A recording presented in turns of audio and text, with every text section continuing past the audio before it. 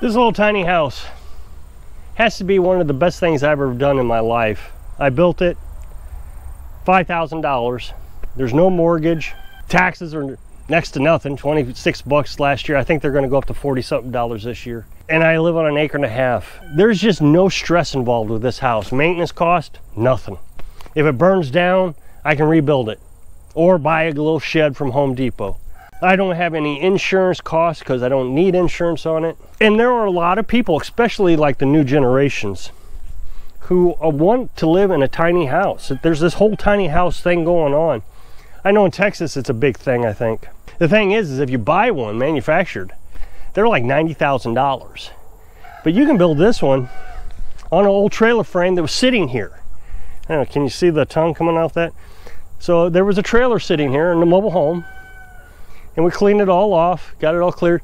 You can go back and look at my old videos, and we built it on the trailer frame. I brought it all the way to the ground to kind of hide the fact that it was on a trailer frame, but I could cut that siding off, put wheels on the trailer, and move it if I wanted to. It's a great option, especially if you don't have a family, or you live by yourself, or it's just you and your spouse, which is Carolyn and me. And Carolyn and I have plenty of room. I've asked her a million times, are you happy here? And I genuinely think she is. Now, I know this isn't for everybody, but if you're watching this channel, obviously you're at least interested in some aspect of off-grid living or tiny house living or both. It makes it really easy to live off-grid because I don't have to power a lot of stuff. You could argue, well, you don't have to power a lot of stuff in a home, but once you have a big home, you have to have a bigger air conditioner, you have to have a bigger heater, you got to have lights in every room, bigger refrigerator. All of a sudden you're starting to pack this stuff full. But this here forces us to minimize our life, which we find very enjoyable. We don't need a lot of stuff to live. It's hard to convince people who believe they need a lot of stuff to live that you don't need a lot of stuff to live. It's just a really cozy cabin is the way I can look at it. I mean, it doesn't look like a log cabin or anything I would have imagined a cabin look like, but it's perfect. We don't have guests. If you have to come down and visit us, which we don't know a lot of people, they'd have to get a hotel room. That's a disadvantage, but I don't expect anybody to come visit. I had a family member come and visit. I think that person's going to come and visit again, and that person said they were going to get a hotel room, and of course I could chip in on that. That's no big deal. They're paying for the trip up. I could pay for the hotel room. They get their own privacy to get their shower or whatever. We get our privacy to sleep. I don't know, there's just a lot of nice things about this. But imagine this, most municipalities won't let you have that. It doesn't meet code requirements. We had to build it under 200 square feet, so we didn't have to even deal with the permitting issues. Now, once we got to building it, the guy came over, long story, don't want to get in that, and he said, well, if you're building it on a trailer frame, it doesn't really matter. You're just remodeling the trailer. So if we wanted to, I guess we could have built it bigger as long as it was on the trailer frame. But regardless, very happy with it. But it's banned in most municipalities. Most municipalities, I think, don't quote me on this, I think it has to be 400 square feet or bigger. So they are forcing you to buy a house that you don't need. If you're a person like me, or one of these new generations who just can't afford to buy a house in this market. I mean, we hear that a lot. The housing market's just gone crazy. We can't afford a house unless you make, so many thousands of dollars per year. And when you're first coming out of college, you don't make that kind of money, or you're just getting out of high school, starting your first job. So you rent, and the downfall of renting is you're paying so much in rent, it's hard to save, put down a down payment for a house so you can start paying on the mortgage. So I think this is a great alternative. It seems like anything in this country that's a great alternative to normal is banned. So I've been making a lot of videos here recently about things being banned, wood stoves being banned throughout the country. All kinds of municipalities banning wood stoves. Insurance companies making it difficult for you to own a wood stove. They raise your rates. They raise your rates so high that it's almost more logical not even to use firewood, because the insurance rate would cost more than the cost of natural gas or whatever. But then I said that they're trying to ban natural gas in new construction homes in several states, along with natural gas or propane gas kitchen stoves or furnaces. They're wanting to convert it all to electric. And sometimes the hypocrisy doesn't even make sense. We don't want you living off grid in a tiny house, but we want you living on electric. Well, how's that make sense? I'm actually using less resources than what you're wanting me to use, but you want me to use less resources. How does this make sense? But I keep getting commenters saying it's not possible that they're gonna ban wood stoves. We have a constitution, they can't do that. Yet they're doing it. And then I get these comments, oh no, they'll never ban gas stoves. They've already done it. So how is it they can't? Is anybody really going to take them to the Supreme Court and say, hey, I wanted a gas stove? It's very unlikely. And then, of course, you got all the court costs and all the things that go along with that. In the meantime, you're trying to build a new house.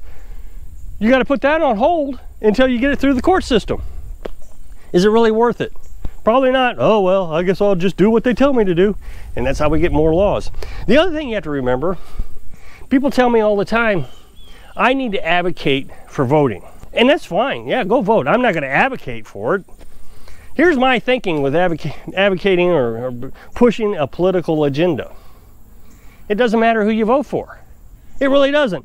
Oh, those, liberals. Oh, those conservatives. They're both terrible. You hear it from both sides. Okay, they're both terrible. So they go and vote. They get their guy in. What's the difference between a liberal banning wood stoves and a conservative banning wood stoves? Nothing. They both are going to do it. And the reason they're going to do it is some liberal, let's say, because we're talking, this is a liberal agenda. That's right. That's what I hear in the comment section. They write a bill that says, well, we're going to give the state of Tennessee several million or billion dollars to build new roads. But so then you read a little bit further in the bill and it says Tennesseans are going to have to get rid of wood stoves. So a Republican from Tennessee says, look at that. I'm going to get billions if I say yes to this bill. Who cares about the wood stoves? Nobody's going to care about wood stoves. So they vote yes. Tennessee senator gets his billions for Tennessee so he can get reelected. All the while, the minority who just wanted a wood stove have to get rid of the wood stove or can't buy a wood stove. And it always starts out with the states. The states are always the ones that push it first, and then the federal government comes along and pushes it. And so like I said in the previous video, New York's banning wood stoves, and I think it's Seattle and Portland, they're banning them. It might be the entire states, I'm not sure. California, man, they lead the pack on banning things. It's not about representing the people anymore. It's about representing themselves. What is going to get them reelected? They know that if they ask for the billions of dollars for the roads in Tennessee, that they're going to get reelected. But if they say no to the billions of dollars in Tennessee because they have to ban wood stoves, he's not going to get reelected. How many people in Tennessee use wood stoves or really care about wood stoves? I hear this in the comment section a lot.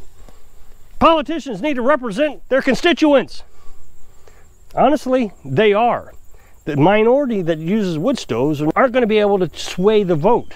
I've always said term limits are important. I think that everybody should serve 2 terms, 1 term in office and 1 term in jail. But I'm never going to get that to pass. So to prove my point, so people will tell me, they're not going to ban it. It's to prove my point. To prove my point, California has just passed a law, I think it's passed, that they're not going to allow new motor vehicles in the state after like 2030 or something. Like, you're only going to be able to buy electric vehicles. Now, I know that somebody from California is going to say, oh no, that's not true. And they'll put in the specific language. But I said this a while back about generators and lawnmowers and different things. In a previous video, I said they banned lawnmowers and generators. Can't get lawnmowers and generators in California anymore. Oh no, that's not true. If you have a generator, you can keep it. You just can't buy a new generator. Okay, so what's the difference? And they argue with you to make you feel like that what you're saying isn't true. So you back off on the argument. To believe that you're going to be able to change anything in your lifetime to make things better, I just don't see it's true. I know there are a lot of people who said, this president was the greatest president in the world. Then when he got out of office, everything this president did was reversed. And now it's worse than it was before the best president took office. We're in worse shape. In my mind, how did the best president become the best president? if we're in worse shape 6, 7 years later? Doesn't make sense. Politicians are going to do whatever they take to hold on to power. It's a useless effort to think that we can change things politically. Oh, so what's the next best thing? Well, we got to go to war. Civil war. That's just the end of it. Well, who's going to really manage that? I'm not interested in managing a civil war. Sounds like something I'm just not willing to do. But you got to fight for your country. Well, I did fight for my country. I did all the things I'm told I was supposed to do. I went into the military. I voted. And now here we are, in worse shape than we've ever been in my lifetime. I think we've exceeded inflation rate of the 70s. So the only thing that's left is let's see if we can hit the depression. What I've been trying to advocate is that we all find our own freedom, that we all find our little piece of property somewhere out in the boonies that just doesn't care right now, and then build your own freedom like I've done. I have found as much freedom as I think I will ever be able to obtain on my little tiny house, on my little piece of property with my solar panels. And I'm genuinely happy. I've never been happier in my life. So why not do this? Here's the problem, is while I'm advocating this, people will start doing what I'm suggesting, and they'll come out to these areas and they'll say, oh, wait a minute, I don't like your tiny house. I just moved across the street. I don't like it. It needs to be a little bigger because it's dragging down the value of my property. Then the next person who moves on this property will have to build a house that is acceptable to the person who just moved down here to gain their freedom. And we see this right now. Right now, Florida is getting I guess Texas is getting a massive amount of people from New York to Florida and California to Texas. Dad lives in Florida, and he'll see one of these people who just moved in from New York. So he'll be talking to him, how do you like our governor? Of course, it's a Republican governor. Oh, I can't stand him. I'm going to vote him out. When he runs for election, I'm going to get him out of there. So why'd you move here? Well, New York, taxes were too high and they're too restrictive. So why are you bringing your politics to Florida? So that's what's going to happen, is people are going to come out wanting to find this freedom, but then when they get it, they don't want the neighbors to have that freedom. So they're going to take it away. So if you do come out here, you have to accept your neighbors the way they are. My neighbors leave me alone. You go down the hill, houses are falling down. You don't see me saying, hey, you know, let's bring in the homeowners association. So if you'll click that super thanks button, I'd really appreciate it. So if I can inspire you to find your own freedom, but don't take somebody else's away. Thanks for watching.